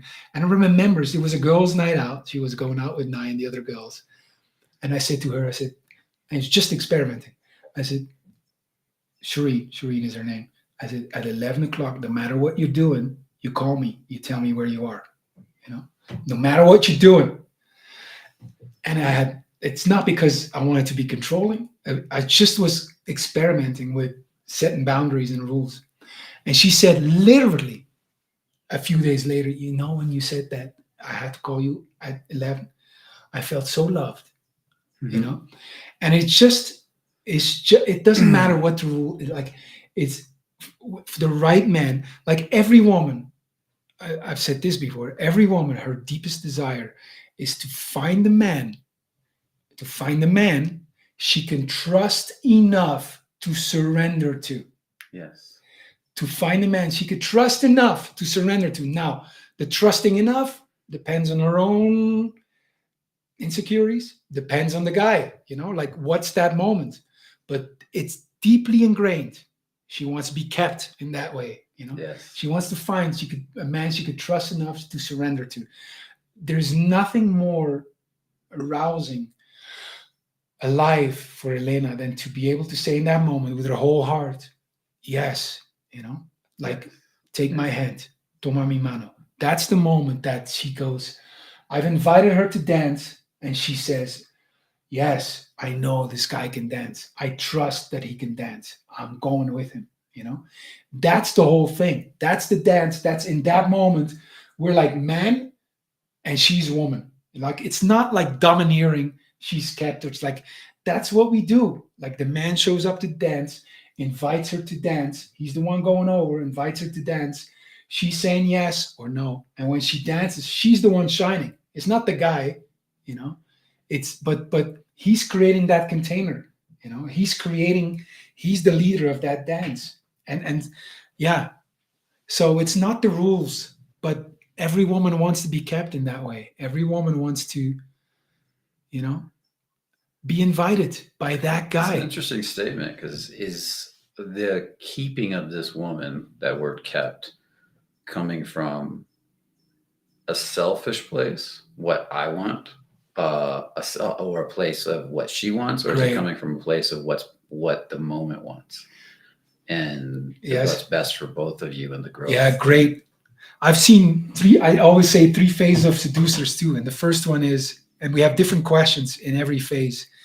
A guy who begins in this, he's like, oh, I want that girl, or I want that girl. because he thinks she will give him something that he lacks, and he has questions of like, does she like me? Does she like me? And he goes like this, and he's pleasing because he thinks I'm going to get her that way. A lot of nice guys are there. And then some guys go into like, they develop some sense of a little bit of abundance or some self-love, or they start asking, questions like, they go into more like self-development phase. And what do I want? What kind of woman do I want? And so the question goes from, does she like me? Does she like me? To, do I like her? Is this a good woman for me? And then there's another phase. There's a third phase that goes beyond the, does she like me, or do I like her? And it is, you start meeting women and you start wondering, who can I be for her? What kind of man can I be for her? When I did ayahuasca, there was a moment I started crying, and I saw how little I had been for the women in my life. And I cried because I could not have, I saw that I couldn't be more for them. And I cried, I wish I could have been more, and I couldn't, But it's a different question. When you show up in that moment, like you say, what the moment asks from me, but you ask yourself, who can I be for her? What can I offer her? It's not just the offering, but like, who can I be for her? What type of man? What can I be for her? And I can be for her, for my wife. I could be her husband. I could see that. With previous relationships, I have relationships where I could see, with Maria, for example, that I realized I could be the guy who stays. She was an orphan, and all the men left her, and I realized I could be the guy who stays, and we're still in each other's life. I'm still the guy who's there. I'm not the boyfriend, but that's a different discussion. But I am there, And with Elena, I could see I could be the husband, and I could be the patriarch of this family. I could take care of her family also. And so it's a whole different question when you start wondering, who can I be for this woman? Yeah, I think it's a beautiful question. I love the way you answered it too. I feel like we could go for 4 hours easy. But what we're gonna do is, Nitya, Nitya from Atlanta. Yeah, we talked. Let us see here. Let's see. She wants to feel protected. We got one from him. Let's see. You also have your arm up while dancing to protect her from others who might bump into her. Okay, so he's just having a discussion with somebody, looks like, but it's perfect. It's good to have you on the call, buddy. You're welcome anytime. What we're going to do is, I think we're going to call it right here because we're a little over 2 hours. This was a great call, and I've noticed you guys are finally starting to drop off. They stayed on for almost 2 hours. If you guys want to be, when the number doesn't drop off for that long, you're doing a good job. If you guys want to be in Hans's class Saturday at 9 a.m. Eastern. Master class, yeah. We're talking about the 3 secrets. It will be 9 a.m. Colombia time, which is Eastern time. But you have to reach out to me personally to get a seat, because it's not. It is finite. It is limited seats. It is free, but come and find me on social media and ask me about it. Ask me about the master class, and we'll talk about the 3 secrets, keys that I learned to starting a thriving relationship. Because I need to tell you, I've been only 3 years. Mm-hmm. It's not been 30 years. So I'm speaking to guys that are with a woman or considering and see a long-term relationship, or are in a marriage and wanna reignite, because both the creating of intentionality and the scripts I have for keeping the passion alive, you can use them also to restart, to reboot a relationship, which I always say is much better than trying to amend what has gone wrong. You could just stop it and begin again. And so if you're in a long-term relationship, you want to reignite it, or if you're considering a long-term relationship with this woman and you're at the beginning of it, then this is for you. Or if you haven't met the woman yet, but you want to, and you want to be ready when you meet her, that would be. I'm speaking less to those guys, but yeah, make your case. And if I'll talk with each one of you if you reach out, and the right guys, I'll give an invite to the call. Awesome. Okay, guys. So check that out now. I did put a comment in the chat. You guys will notice I put his name he uses in social media, and I put his Instagram handle there. And I'll put it up on the screen really quick. You guys can see it right there. So you can find him on social media. And if nothing else, you can like his social media and you can catch one of his events at a later date. Yes. So with that said, it's been great having Hans here. It's been spectacular. We've been talking about doing this for a long time. It was supposed to be a call on happiness, on what it's like to just be happy. Well, there you go. It is. We'll do a specific one. Relationships are the #1 predictor of your happiness and health. Yeah, I agree. And so that's the whole reason we're here. It's relationships. 100%.